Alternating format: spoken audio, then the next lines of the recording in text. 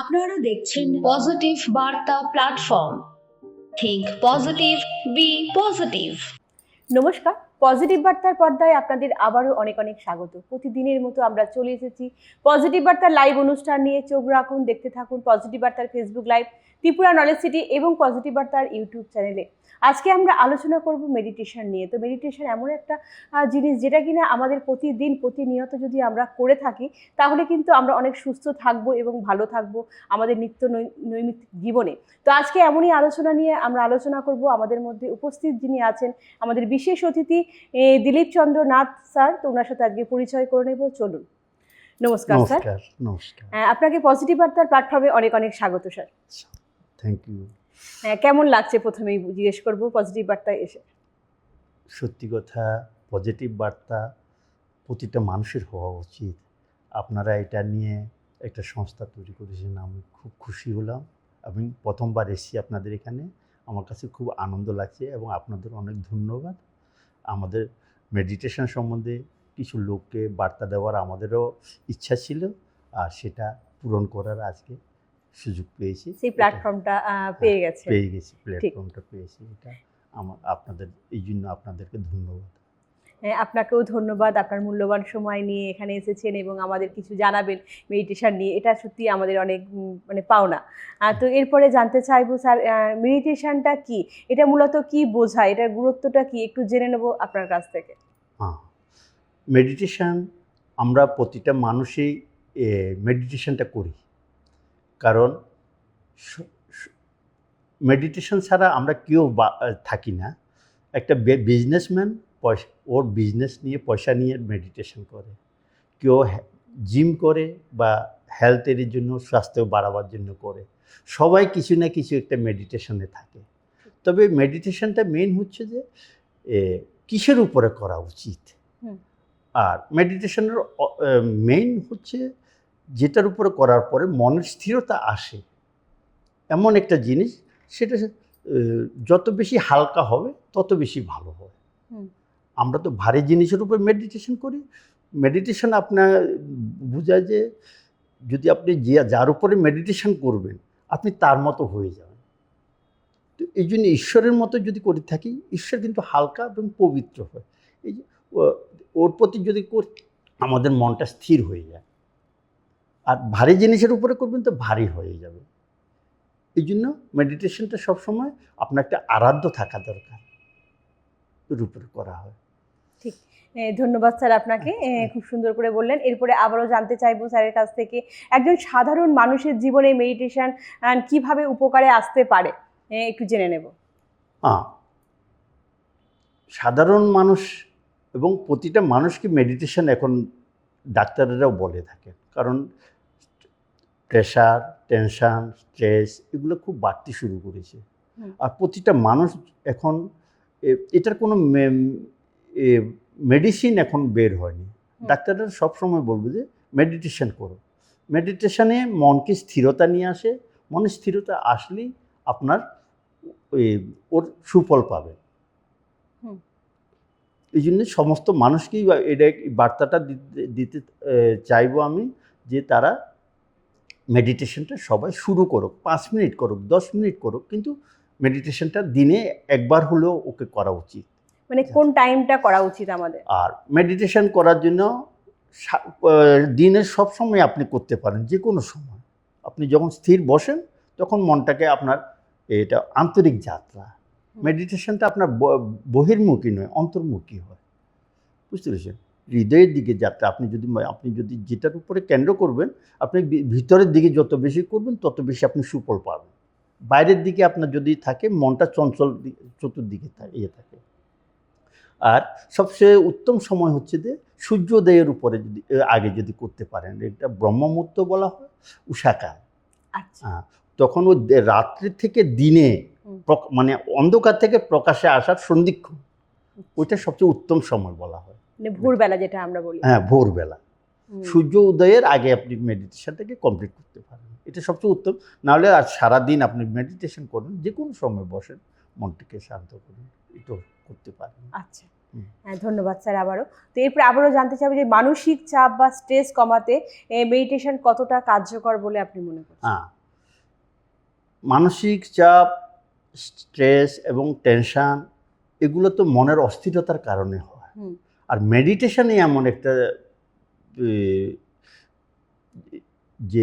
যেটা আপনাকে মনকে স্থির করার জন্য সহানুভূতি করে। আমাদের এখানে খুব পজিটিভ অ্যান্সার পাওয়া যায় মেডিটেশানে। আপনি এটা অনুভবের উপর নির্ভরশীল।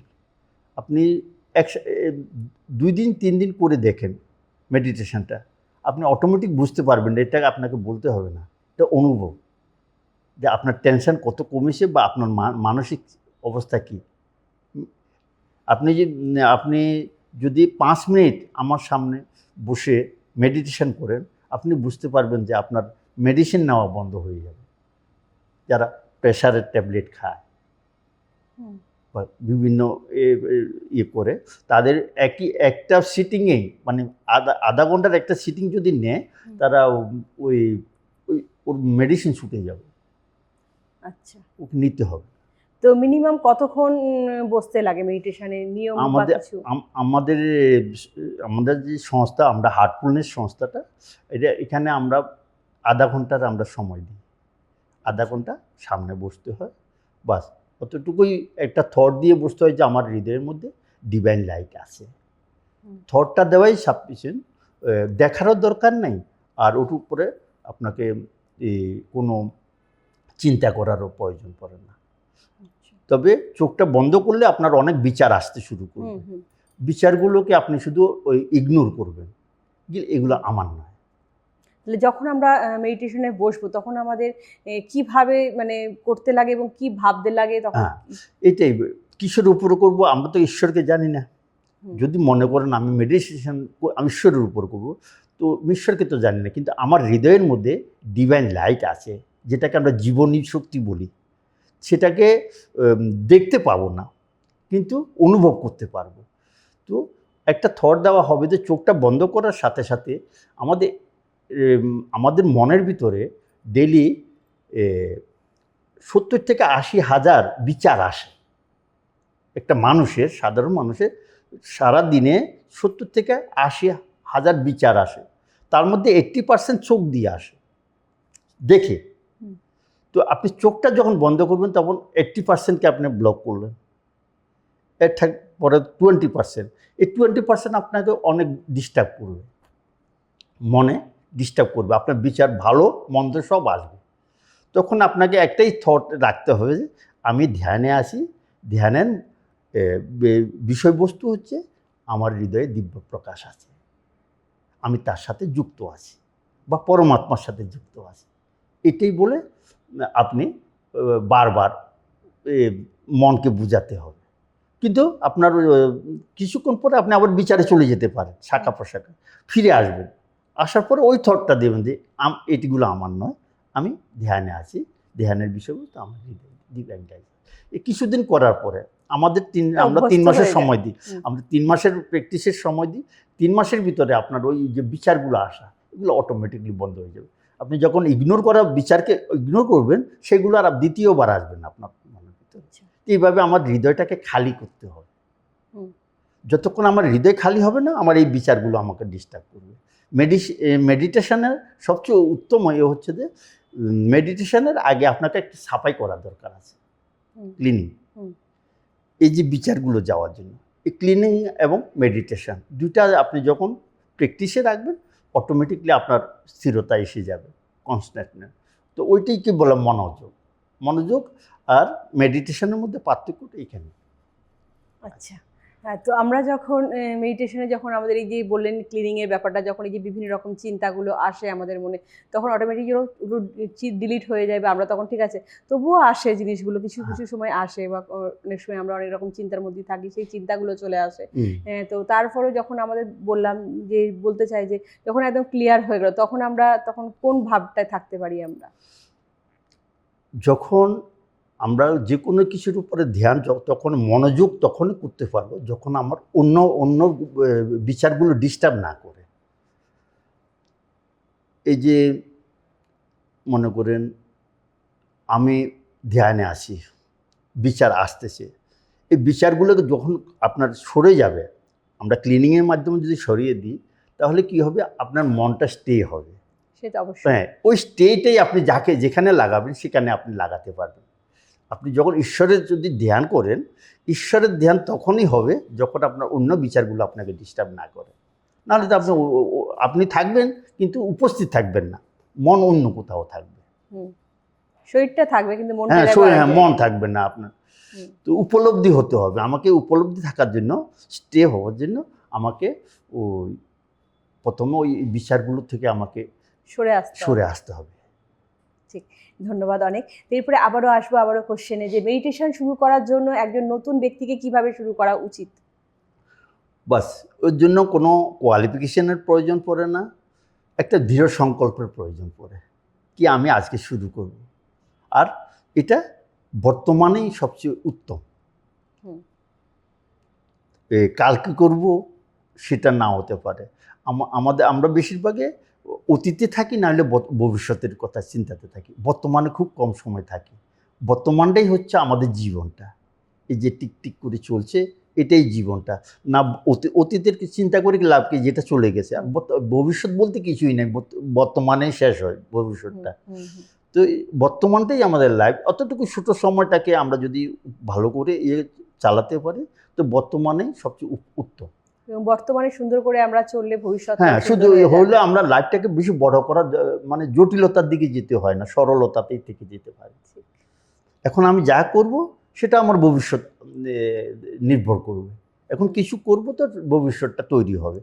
এখন যদি কিছুই না করি, করব তা সেটা নাও হতে পারে।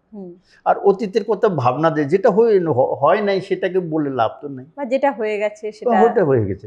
হ্যাঁ, এখন আমি বর্তমানে যাই কিছু আছি, এখন যেটা আছে সেটাই আমি আছি। ভবিষ্যৎ এখন কিছু করলে ভবিষ্যৎ আমার তৈরি হবে, ভাগ্যটাকে ভালো কিছু করি তো ভালো কিছু হবে। হ্যাঁ হ্যাঁ, এটাই ঠিক। ধন্যবাদ অনেক।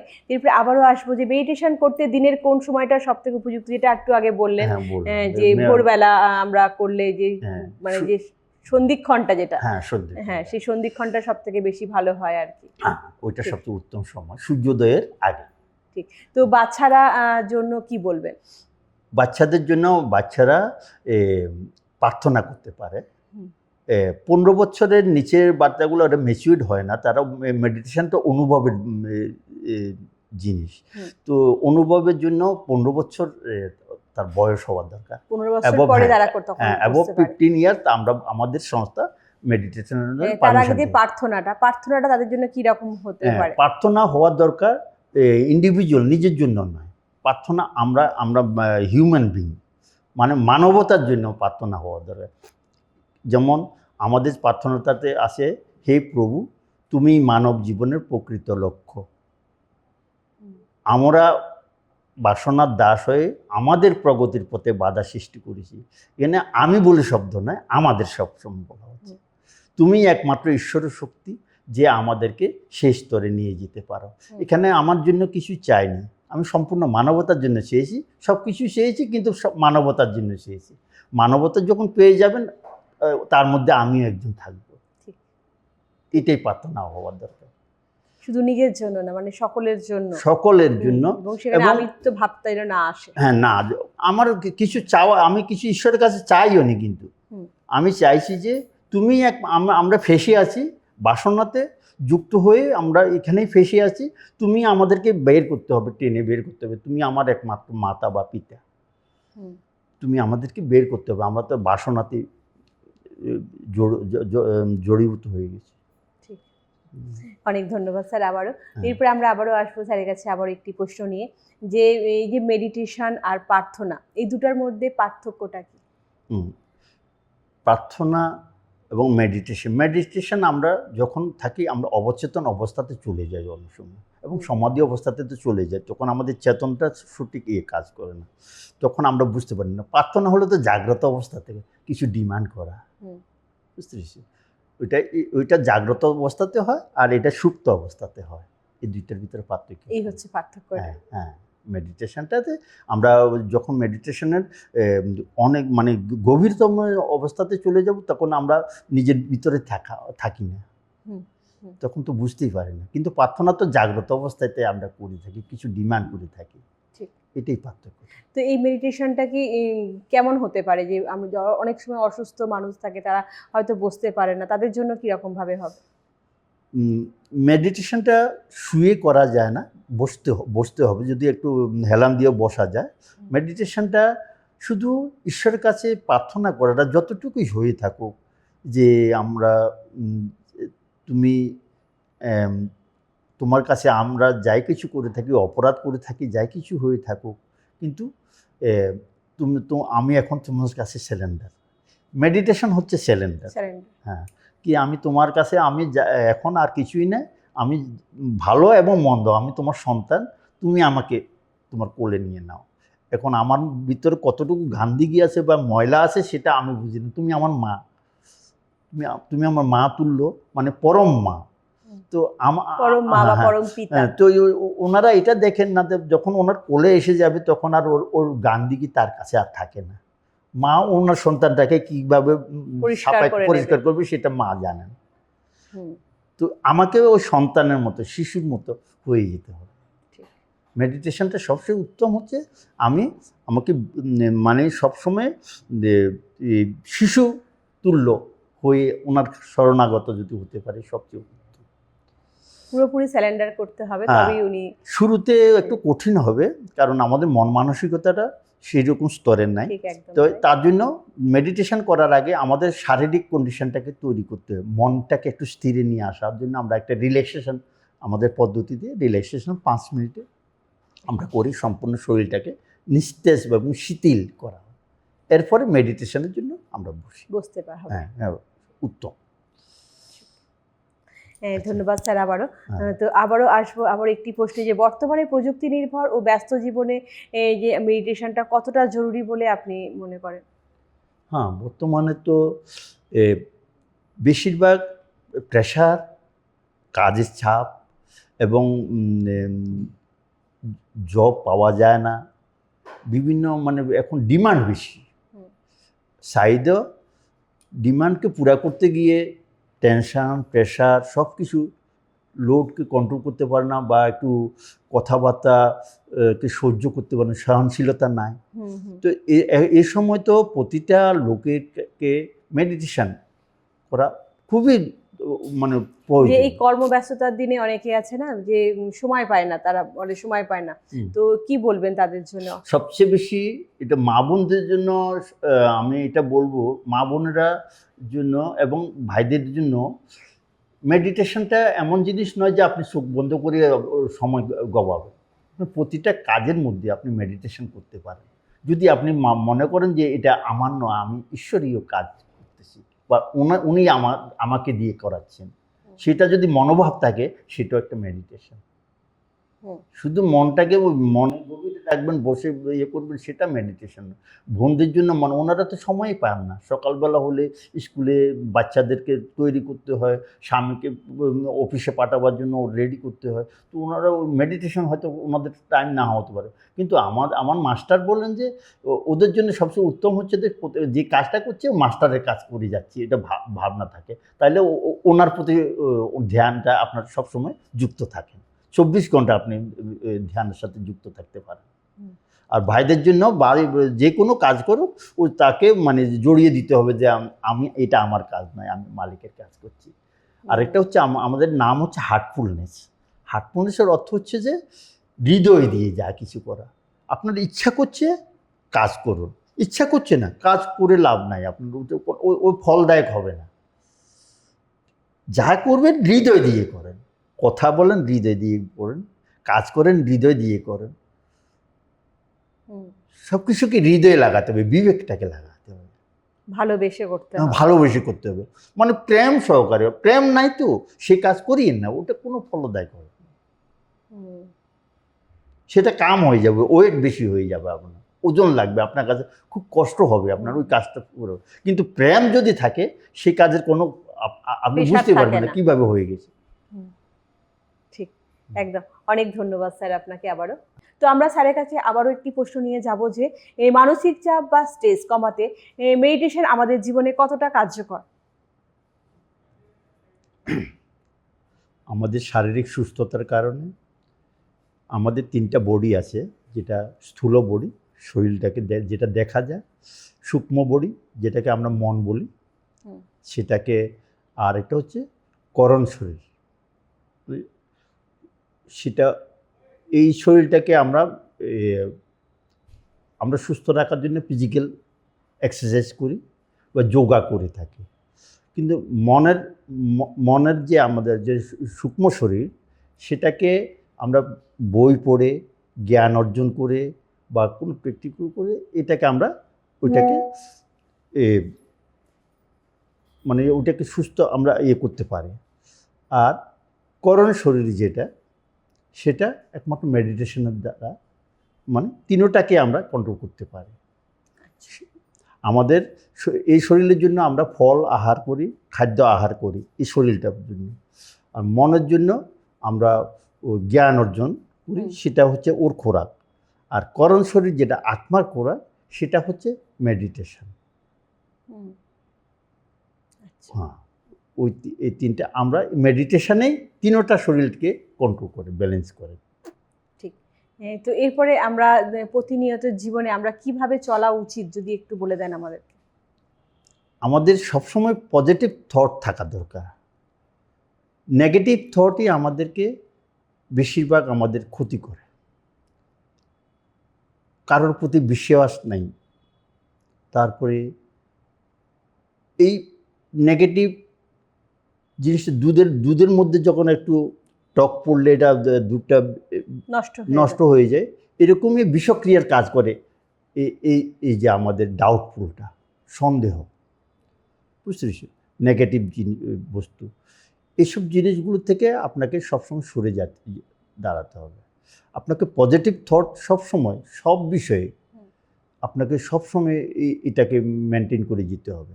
এটা আমাদের গুণ হওয়া দরকার।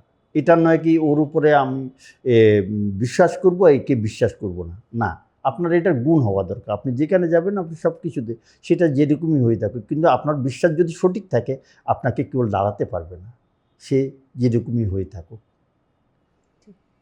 তো আমাদের প্রতিনিয়ত জীবনে আমাদের পজিটিভ থাকতে লাগবে, অবশ্যই প্রতিটা মুহূর্তে আমাদেরকে পজিটিভ থটে থাকতে হবে। যাই কিছু বলো, একটা বাচ্চাকেও সবসময় পজিটিভ থট দিতে থাকো, সেই সব মানে পজিটিভ থট ওকে ওর কিছু অবগুণটাকে সরে নিয়ে আসবে, ওকে পজিটিভে নিয়ে চলে আসবে। ওর নেগেটিভ থাকলেও সেটা সরে যাবে। এই জন্য কোনো সময় কোনো বাচ্চাকে বলুন, কোনো মানুষকে মানে নেগেটিভ কোনো বার্তা দিতে নেই, পজিটিভ দিতে হবে সবসময়। তো এই কারণে আমরা পজিটিভ দেখবো, পজিটিভ চিনবো এবং পজিটিভিটির সঙ্গে থাকবো। হ্যাঁ, সবসময় পজিটিভিটি থাকে, এর রেজাল্টটাই মানে সম্পূর্ণরূপে পাবেন আপনি। তো এরই মধ্যে আমরা বলবো যে এই পজিটিভ কর্মকাণ্ডগুলোর মধ্যে একটি কর্মকাণ্ড করছেন আমাদের প্রেসিডেন্ট ডক্টর মলয় পীর স্যার। 1 বছরে 1 কোটি গাছ লাগানোর যে প্রকল্প নিয়েছেন, সেই প্রকল্পের কথাই আপনাদেরকে বলবো। আমাদের প্রেসিডেন্টের নেতৃত্বে সারা রাজ্য জুড়ে 1 বছরে 1 কোটি গাছ লাগানোর যে মহৎ প্রকল্প নেওয়া হয়েছে, তা সত্যিই একটি যুগান্তকারী পদক্ষেপ। এই প্রকল্প শুধু পরিবেশ রক্ষা নয়, বরং আগামী প্রজন্মের জন্য একটি সবুজ ভবিষ্যতের প্রতিশ্রুতি। মহিলা উদ্যোক্তা থেকে শুরু করে মিডিয়া ফোরাম ও ছাত্র সমাজ সবার সম্মিলিত চেষ্টায় এই উদ্যোগ বাস্তবায়নের পথে। আমরা গর্বিত, আমরা আশাবাদী। চলুন আমরা সকলে মিলে গাছ লাগাই এবং একটা সবুজ পৃথিবী গড়ে তুলি এবং আগামী প্রজন্মকে একটি সুন্দর পৃথিবী উপহার দিক, তারা বুঝুক যে পৃথিবী কত সুন্দর। ধন্যবাদ। তো এরই মাঝে আরও একটি বিজ্ঞপ্তি আমি দেব যে আমাদের শান্তিনিকেতন মেডিকেল কলেজে মাত্র 10 টাকার বিনিময়ে যে ওপিডি পরিষেবা চালু আছে, সেখানে বলবো অবশ্যই সকলে সেই পরিষেবা নেবেন এবং সেখানে সুচিকিৎসক দ্বারা সেবা পাওয়া যায় এবং পরীক্ষা নিরীক্ষা এবং ওষুধে থাকছে অনেকটি ছাড় এবং আগামী 15ই আগস্ট থেকে শুরু হয়ে যাচ্ছে আইপিডি পরিষেবাও। আমরা বলবো যে আপনারা এই পরিষেবা অবশ্যই নেবেন। ধন্যবাদ। তো আমাদের মধ্যে উপস্থিত স্যারকে জানাবো অসংখ্য অসংখ্য ধন্যবাদ ওনার মূল্যবান সময় আমাদেরকে দেবার জন্য। তো অসংখ্য ধন্যবাদ স্যার আপনাকে, এত সুন্দর একটা আলোচনা আমাদের মধ্যে তুলে ধরার জন্য। আর তার মধ্যে আমি একটু আমার যোগ করব যে আমাদের সংস্থাটা যে হার্টফুলনেস, আমরা এটা ফ্রি অফ কস্ট আমরা মেডিটেশন প্র্যাকটিস করাই।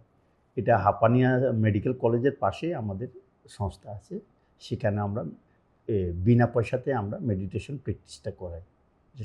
আর কেউ যদি করতে চায় আমরা সহানুভূতি করব, ওনাকে আমরা সময় দেব করার জন্য। ধন্যবাদ। ধন্যবাদ আপনাকেও। হ্যাঁ। তো আমরা অনুষ্ঠানের একেবারে শেষ পর্যায়ে চলে এসেছি। আমাদের অনুষ্ঠানগুলি দেখার জন্য বলবো আগামী অনুষ্ঠানটি পজিটিভ বার্তার Facebook live, Tripura knowledge city এবং পজিটিভ বার্তার ইউটিউব চ্যানেলে। সুস্থ থাকবেন, ভালো থাকবেন এবং পজিটিভিটির সঙ্গে থাকবেন। ধন্যবাদ।